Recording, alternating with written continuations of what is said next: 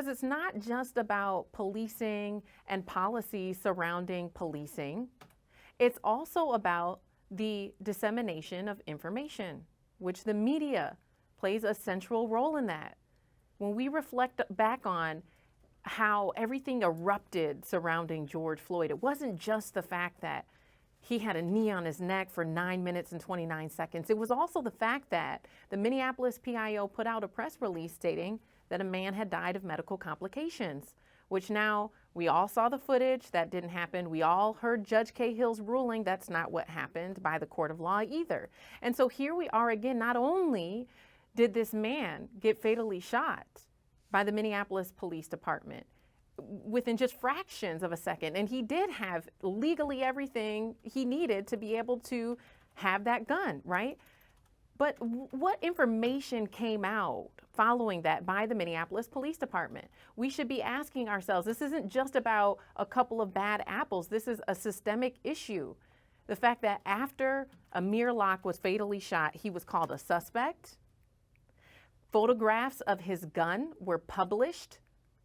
They were shared from MPD to the media, and the media, mainstream media, published those without the context that he's a licensed gun carrier. And the third thing, they said that he was killed during a raid, but failed to share the fact that his name was not listed on that warrant. So what do you expect the public to think when you call a man a suspect, you show his gun, you say he was in a raid, you just criminalized a black man unjustly because it's not the truth. Share the facts. And where is not only as a media critic, as an independent journalist who operates outside of mainstream media, outside of the system, I'm in a very unique position to say the media has got to do better. If you go to a source that's lied to you before, and you have a record, an account of that, would you go back to them and think that they're a credible source? Would you feel like you need to do more fact checking before you publish to this traumatized and hurting community again more lies that criminalize and dehumanize the black men and law-abiding citizens of this city? We're in another situation of injustice, and the media is I mean, they're partially to blame. I got the pictures too. I got the pictures at the same time they got them. There is a website where the Minneapolis Police Department is keeping the media up to date on this case. I got the pictures too, and I did not publish them because I did not have enough information to share along with them. Our mainstream media here, moving forward, needs to assess information from the Minneapolis Police Department with the same skepticism that they would if they were talking to a person on the street. You would go and do what? You would fact check. You would vet your source.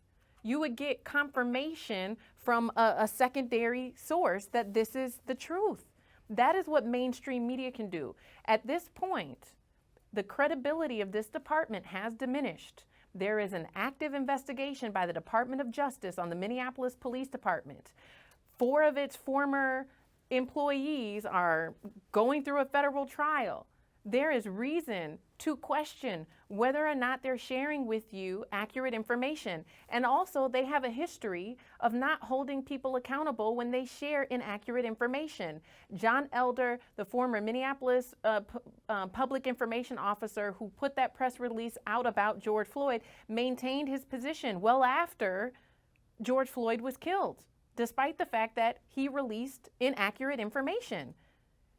To me, I would think that that's cause for reprimand or cause for termination. And so we're witnessing a culture within this department that is not withholding the ethics of being honest or being truthful. And even